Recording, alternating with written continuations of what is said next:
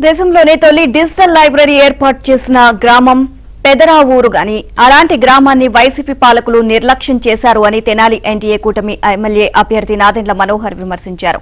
తెనాలి మండలం జగరగుంటపాలెం పెదరావూరు గ్రామాల్లో ఆయన ఎన్నికల ప్రచారాన్ని నిర్వహించారు. ఈ సందర్భంగా మనోహర్ కు స్థానికులు పార్టీ కార్యకర్తలు ఘన స్వాగతం పలికారు. ఎడ్లబండిపై నుంచి మనోహర్ ప్రజలకు అభివాదం చేస్తూ ముందుకు సాగారు. ప్రజలతో మమేకమవుతూ ప్రజా సమస్యలు తెలుసుకుంటూ ఆయన ముందుకు సాగారు. పలు చోట్ల గ్రామస్తులు పలు సమస్యలను మనోహర్ దృష్టికి తీసుకొచ్చారు. ఎన్డీఏ కూటమి అధికారంలోకి రాగానే ప్రజల అవసరాలకు పెద్దపీట వేసి ప్రణాళికబద్దంగా పనులు చేపట్టడం జరుగుతుంది అని ఆయన హామీ ఇచ్చారు.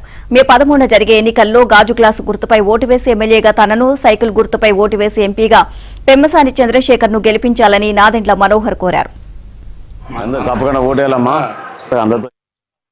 రాబోయే రోజుల్లో ఈ ప్రభుత్వం వస్తోంది. ఈ ప్రభుత్వంలో పార్లమెంట్ అభ్యర్థిగా మనకి పెమ్మసాని చంద్రశేఖర్ గారికి సైకిల్ గుర్తుపైన ఓటేయాలి.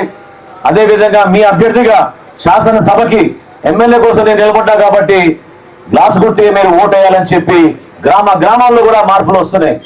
ఈ గ్రామాల్లో కూడా అట్లాంటి రావాలి. ఆ మార్పు అందరు నాయకులు కలిసి పనిచేసుకుంటున్నప్పుడు మీలో కూడా భావన రావాలి. పెదరావూరిని గతంలో ఏ విధంగా అభివృద్ధి చేసామో మీ అందరికి తెలుసు. భారతదేశంలోనే మొట్టమొదటి డిజిటల్ లైబ్రరీ పెట్టాం మనం పెదరావూరులో.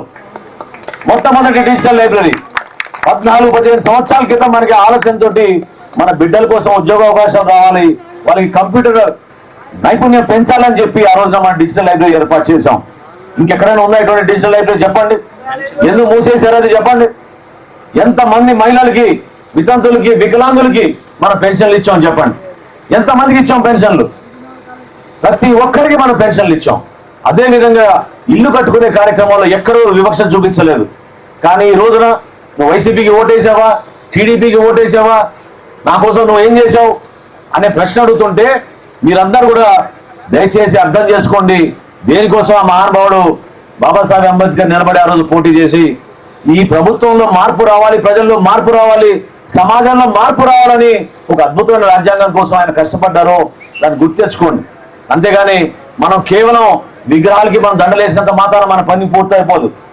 మనం చేసే ప్రతి పనిలో నిజాయితీ ఉండాలి, ఇచ్చిన మాటకి కట్టుబడి ఉండాలి. ఆ మాట నిలబడితేనే మనం విలువలతో కూడిన రాజకీయాలు చేసిన వాళ్ళం అవుతాం. అంతేగాని మీకు పెన్షన్లు ఇచ్చేస్తామని చెప్పి ముద్దులు పెట్టుకుని తిరిగాడు. మరి 8 నెలలు 9 నెలలు అయినా కూడా మీకు పెన్షన్లు ఎందుకు రావట్లేదు చెప్పండి. అమ్మ ఒడి ఎంతమందికి వస్తుందో చెప్పండి. ఒక కుటుంబంలో 2-3 బిడ్డలు ఉంటే వాళ్ళందరికీ కూడా అమ్మ ఒడి వస్తుందా?